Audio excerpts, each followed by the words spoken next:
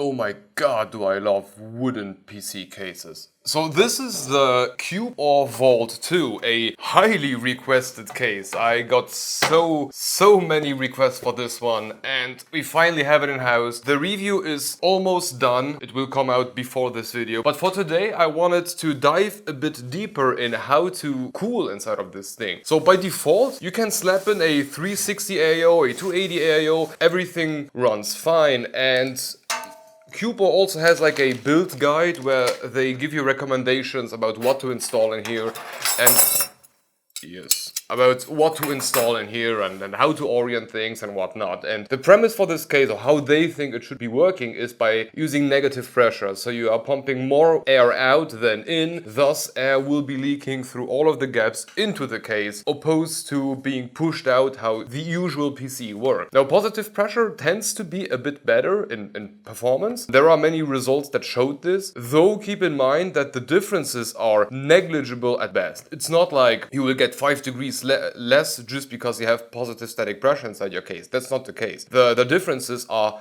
way smaller. It's kind of the biggest QR code. I love how big this is. So in their build guide, Nuvolo showed how they would do air cooling inside of this thing. And there are a few things that I tend to believe may not be as good as they should, and we will try to test that today. So this is going to be a build video, of course it will, but the premise for today is not the build itself. We will be using a Ryzen 7 7700X in combination with my Zotac 3080 Ti Trinity, and everybody's dogs knows how this performs. It will be a gaming machine, by far capable of 4K, maybe not at high, but 1440p, great gaming PC. But it's not about gaming today. That's not what interests me. What interests me is how to cool these components inside of this case, because a 7700X is very hot. Now, in their build guide, used I guess a 3090 Ti Tough, and this annoys me to such a degree because I have a 3090 Ti Tough. It is in my editing rig, but it is water cooled, so I can't get it out, and I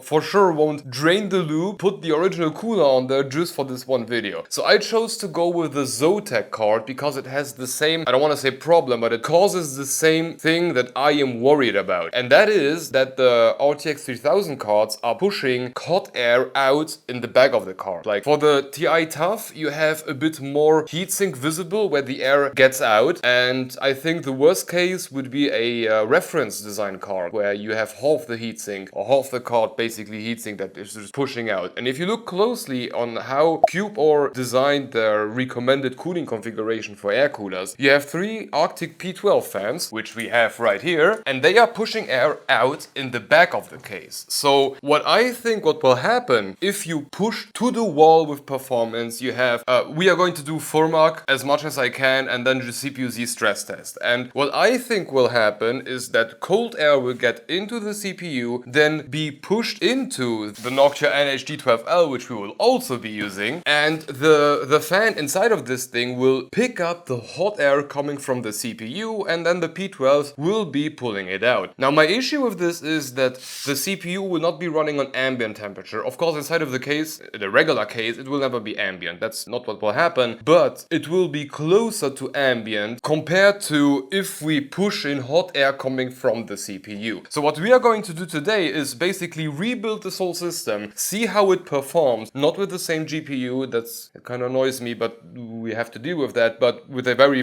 close GPU, and then we will see what the temperatures are. Then I will change a bunch of stuff because I believe I know, or I think I know how to do it better with one fan less. We are going to use the same components, we are not going to use a different cooler, different here, different there. No, everything will remain the same. I'm just going to change a tiny thing about the fan. Now, because I don't know what motherboard and what CPU they used in this kind of scenario, it doesn't say anything, I just chose things that looked amazing. First up is ASRock's newest B650E PG ITX motherboard that they send along. They send it because we have another review coming up from Cascade Lab. It's like a very new company from the UK, and they are still working on the prototype. We will get it in a month or so, beginning January it will arrive. But ASRock already sent us a motherboard to go along with that review, and I didn't want to have it sitting there on the shelf doing literally nothing.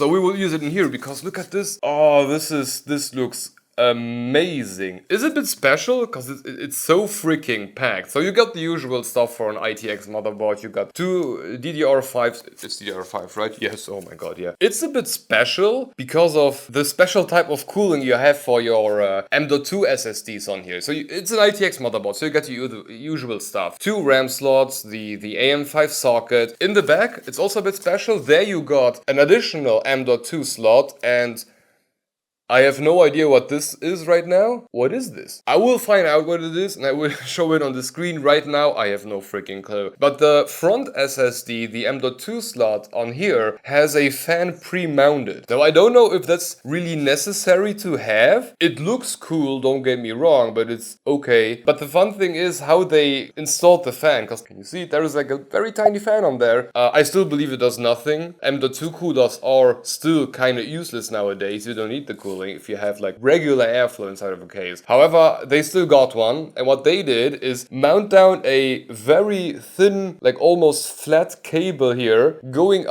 into the PWM slot of CPU fan 2 or water pump. So that's how you control this fan. I don't think this makes a lot of sense, like performance wise. I think it will change literally nothing, but hey, at least it looks kind of cool. So yeah, because this is not about the build, we are going to skip 90% of everything, or just like speed up the video because we are here for cooling, not for performance. So fast, mysterious, unbeatable. Yes, very, very fast, very unbeatable.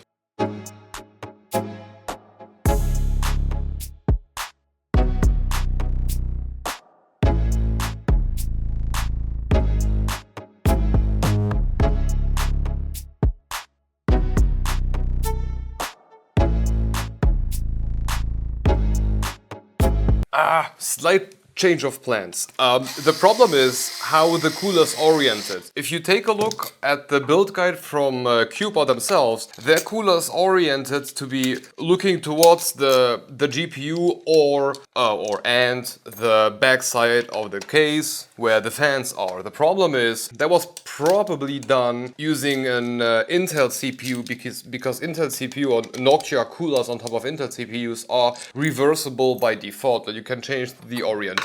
For AMD, however, because it's not a square, like the mounting holes are not square, you cannot do that. There is like a reorientation kit from Noctua with which you can do it. I just don't have it. However, very, very thankfully, my Noctua NH-U9? Yes, U9S Chromax Black comes with these brackets. So I will install those because I really need to have that orientation by default. Just to see how it performs if we would have done it using an Intel CPU and if we would have done it exactly how CUBEOR is showing it off. And that's very, very important. And I kind of already say it, one of the things that I am definitely going to do is rotate that cooler. It's like the first point that I'm going to do, and we will see why I think that's a good idea. But let's now just install this cooler the wrong way and then install it the right way afterwards. But just imagine for the purpose of this video that you have an Intel CPU and you're installing it in the orientation that CUBEOR is telling you to. Seems to me like it's making perfect contact. Note to myself, the rotational, the rotated orientation for the brackets from a U9S works perfectly fine on an AM5 motherboard in combination with the D12L. That's okay. Now we know a bit more. Just the fan, and the fan is oriented like that, so the fan would be pulling air from the front and pushing it out in the back in this orientation. Yes. Oh, and the only thing that we are not going to do, just like CUBEOR is doing, is reversing the case. Like, I don't see a point in doing that. I just don't. And I'm not even going to bother doing that. I don't know. I feel like that's just a waste of time.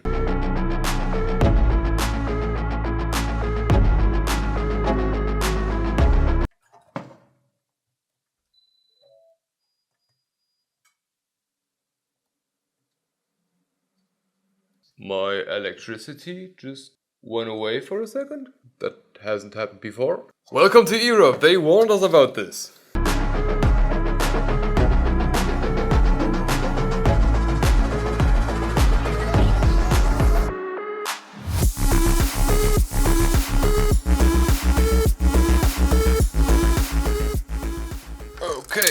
The thing is very close to ready. We just have a mess of cables dangling in here, but we can solve that pretty quickly. But first, let's put in the power supply. And I think it was the best move possible to install all of the wires beforehand. That was very, very smart.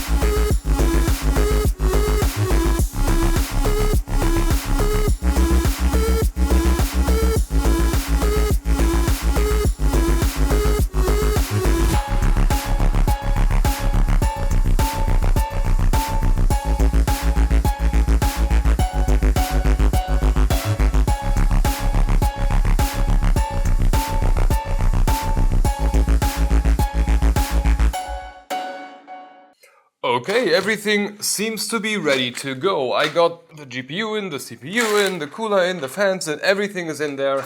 And I think we are ready for the first temperature test. So to walk you through all of this again. The GPU is pulling cold air in, essentially. It is processing it, pushing it out in the top, and partially also like going into the case. And then there is a bit of a gap here where the GPU doesn't completely fill out like this side of the case. Then from there, the Noctua fan is pulling the air through the cooler, and then the back fans are pushing it out. The is your problem? Oh, there is a cable there. Okay, problem solved. And then the back fans are pulling air out. Now, theoretically, that isn't such a bad setup, because the back fans are pulling a lot of air through. My problem with this is, however, that the Noctua fan in between the D12L heatsinks does not have any sort of cold air intake. Maybe a bit through the gaps here, but I think the hot air coming out of the GPU will heat that up relatively quick, and I think that might become a problem. I'm not sure if it will. I'm just, I wanted to see if their recommended way of mounting and installing everything is really the best way to go. I just don't know yet. We will see. I have a different plan, and we'll see if they are right or if I am. But let's now boot everything up and have a look at it. Okay, the dust filter is hitting the GPU fan, so no dust filter for the Zotac card.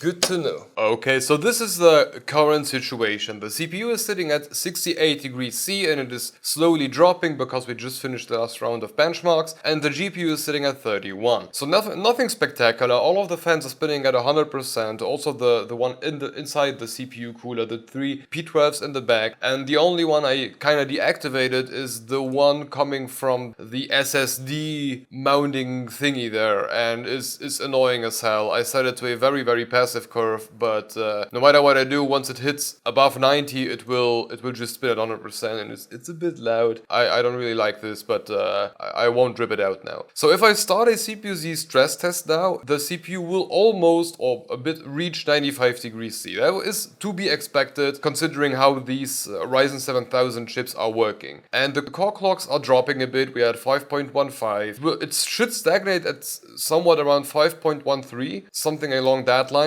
or what it did before. And in the first run, the CPU did not quite reach 95 degrees C. Now it's getting a bit hotter. 95, we reached it, but it's stagnating there, and the package power is slowly starting to drop. It is adjusting to stay at those 95 degrees C, as it is supposed to do, and we stagnated at 5.135 gigahertz, a bit lower. Give it a minute. Okay, I think we are okay here. 5.13, and it drops to 5.11 on the first core. 5.17. Come on, stay at some number. I think we are done here. It reached 96.4. It will stay plus minus at this number at 118 watts, 117 watts. It fluctuates in between 118, 119, and 116. And the core clock is 5.135, and then it fluctuates a bit down to 5.133, and sometimes even drops to 5.108, 5.107 I also saw. But we have the numbers. However, if I now add to this a GPU stress test, basically pump hot air into the CPU, things will start to become a lot worse. And now to make matters even worse, what I will also do is just lock the fan speed of the Trinity card to some stupid number, making the card run a lot hotter. So I locked it now at 32% fan speed. The GPU is becoming hotter and hotter and hotter. We are now looking at 66 degrees C, which is a great temperature, mind you. 67. Can I lock it at like 20? No, I can't. 30 is minimum. Okay, so as you see, it's getting worse and worse and worse. The CPU is now drawing less and less power because it just cannot maintain that clock speed. We are now dropping to 5.05, 5.03. It's not particularly good, and the GPU is getting hotter and hotter and hotter. We are now at 78 degrees C, which is still very good considering how slow those fans are spinning, but the CPU is just trying to maintain that 95 degrees C and is starting to clock down. And that's exactly what I expected to happen due to the fact that the GPU is pumping all of its hot air into the CPU cooler. And this is also why I limited the fan speed of the GPU, and I just now see that it is spinning at 0 RPM, or at least my hardware monitor says that. So trying to tell me that I can run a Trinity card passively below 90 degrees C while running Thermark 4K 8 MSAA? Really? Are the fans really not spinning? Yeah, the fans are not spinning. Wow, the cooler on that card is amazing. Wow, Zotac did a hell of a job there. This is a passive card. Oh no, I need to let them spin at least minimally so that they can pump the hot air into there. I think I need to put them at like 35 at least so that they don't have like that stop and go behavior. Okay, so this is the end all of the situation. It is not looking good. The CPU is thermal throttling pretty hard. It is still at around 95 degrees C. It won't get a lot hotter than this because, as I said, this is how those chips are working, but it will just start to drop and drop and drop the power, drop and drop and drop the core clock. We are now below 5 gigahertz partially. We are not even pulling or slightly pulling more than 100 watts, which is just a joke. It shouldn't be like that. The GPU is sitting at 84 degrees C. All of that hot air is now being pumped into the Noctua NHD12L. So this is the reason why I think this layout is not necessarily the best case. And we will change that now. Yeah, now we are definitely below 5. And if I stop now the Thermark stress test, the numbers should actually become better and better and better over time. 101, I can see that the core clocks are going up. Let's skip this a minute and see how much of an impact this really has. A few moments later. Wow, it really takes a long time for the CPU to clock up again. 5.1, 5.03, 5.05. We are getting there. We are already sitting at 104 watts package power. So you kind of can see how this works. It has a bit more headroom for cooling and will start to go up again. And always try to stay somewhere in the range of that 95 degrees C. Oh, I think I saw a 5.1 there? Yeah, okay, I will not watch this for an hour. But still, my point got kinda proven. The GPU has a significant impact on the performance of the CPU cooler due to its pumping hot air into the cooler. Now, in a normal case environment, it is also doing that to some degree, but by far, or I think, by far not to the same as it is in here right now. Because this is a straight line, and inside a normal case layout, you have the front fans that are pulling air in, it is going through the CPU cooler and back exhaust in the top or back, and the GPU is kinda doing its own thing. And only impact that the GPU kind of has will really depend on how big the case is. If you have a small case, the air inside of the case will heat up significantly faster. Now, one thing I do kind of want to mention, I put my hand a couple of times, like on this area here where there is no GPU, and I could feel significant like air pulling coming from the P12 fans in the back. So this works a lot better than what I expected it to. Surprising, but yeah, the P12s are not just pulling air all over the place, but they can pull additional air through this gap here. However, this gap will also become smaller and smaller and smaller once you get to those oversized GPUs like the 4090s, which are just behemoths compared to the Zotac card that we have here. And by the way, that Zotac card is really amazing. Like the level of cooling that it was able to pull off while not letting the fan spin at all is wow. So the thing that we are going to do now is, in theory, install the cooler the right way, but I believe the one that the CUBEOR used in their building guide is an Intel one, or is an Intel chip below that cooler. And with Intel chips you can rotate it how you want, and because I wanted to orient it exactly the way that they did, just to showcase if it works or if it doesn't. I'm glad that I had the brackets to pull this off, but a regular AMD user will not have those brackets. However, the normal brackets, which we are going to use in a minute now, they will now rotate the cooler in an orientation that I believe to be best in this scenario. And I will show you why the moment that I get this cooler out. Okay, I will not show you this in front of a camera because this is so tight and you won't be able to see anything anyway, so I will just do this quickly off camera. 2 hours later. Okay, the first step is completed. The cooler is now oriented to be either pulling air from the bottom and then out in the top, or vice versa, depending on how you would now orient the fan in the center. Now, my point about this layout, opposed to the one that CUBEOR is suggesting, is that this fan here is useless. I will take it out, and I will also take out the one in the bottom.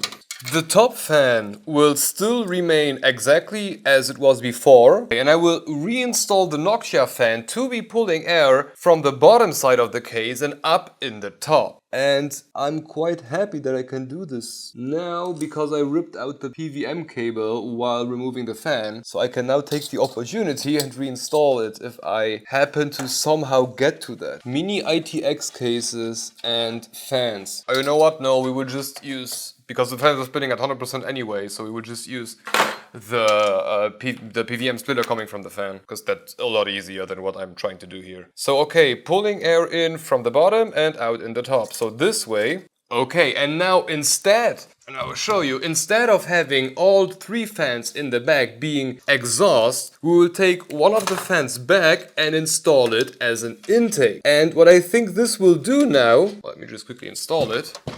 So this is the airflow path that I wanted to try. We have an intake in the back bottom, which is blowing air right in here. And although the GPU will still be pushing hot air in this direction, at least now we are mixing it up with cold air coming straight in from the back. And my idea here is that the air that is now being trapped in this air gap right here is colder than what was pumped into the cooler beforehand. And the Noctua fan will now be pulling that a bit colder air into the cooler, and the P12 in the top will just pull that air out, dissipate it into nature. And the point is that those 2 fans are so much spaced out that this one will never be pulling air in the hot air coming from this one. And I think this might actually be better than what CUBEOR suggested. So let's quickly start up the system again, because I really want to know if this actually worked.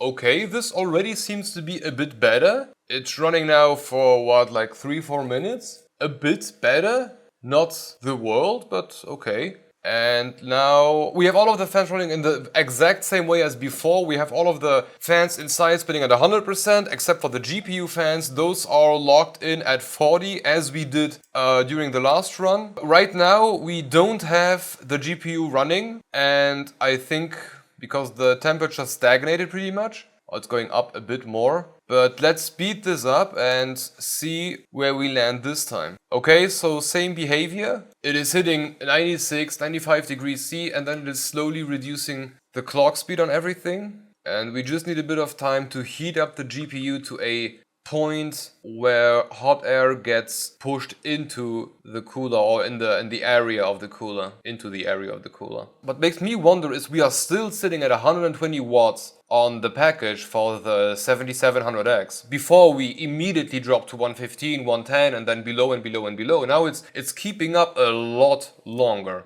And just as a reminder, before, when the GPU temperature stagnated, we are sitting at very, very slightly above or below 5 gigahertz, and we had about 100 watts TDP, if I remember correctly. Let's just pull up the last video quickly. I don't want to say any wrong numbers here.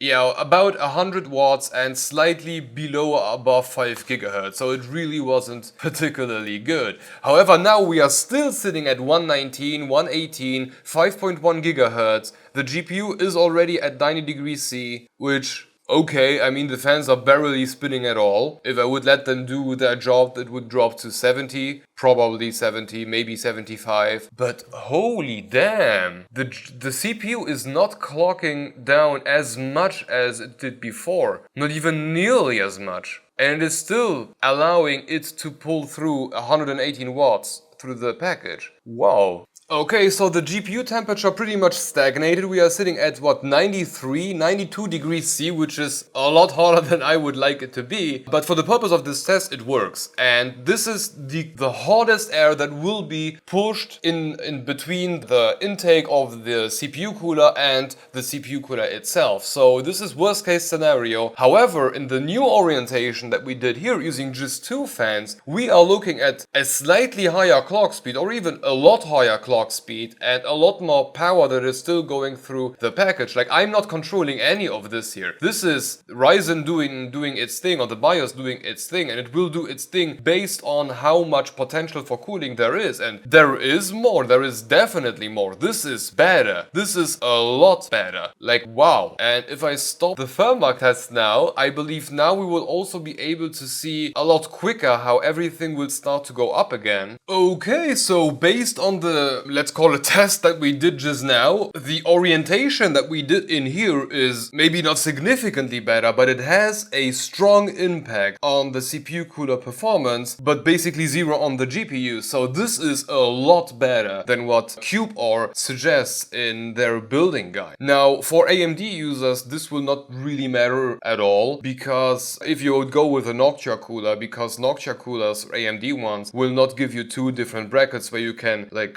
turn the cooler around. This just won't happen. For Intel users, however, if you would use a, I don't know, 13700K in here, or 13600K, or whatever you want to use in here, if you do that, you can turn a Noctua cooler around the way that you want, and apparently this works a lot better than the other one did. Now, I'm also going to note that this is very specific for the D12L. If you would install a, let's say, NHD15, things might change. If you install a top-down cooler, then everything we just did today will just not apply to you by default. So it's very important to keep that in mind, that it is very specific to this cooler. I think this will apply to most tower coolers that are rotatable. NHU12A, also dual tower coolers, Noctua NHD15. I think to those it will apply. For sure, not on top-down coolers. Something like the C14 will not have any, this will not have any impact on it. It will maybe even be worse the way that we did it in here. But for the D12L, this worked a lot better. You saw it. It was almost 100 megahertz above what we had before. So, wow, hey, this works. I'm very happy about that. So if you are in the specific case that you have a tower cooler that can be oriented in either way, think about this. CUBEOR's approach isn't bad. We saw that it is not bad given how much power we are about to pull through it. However, this is better. So keep that in mind. But okay, I hope you enjoyed today's video. If you're in the case, I hope this helped you in some way or another. If not, I hope at least you enjoyed the video. Thank you for watching, but if you want to continue watching, have a look at our build inside of the SATA case. It's a very big case with a lot of air. More air than this, but also a lot bigger than this. Anyway, thank you for watching and hope to see you in the next one.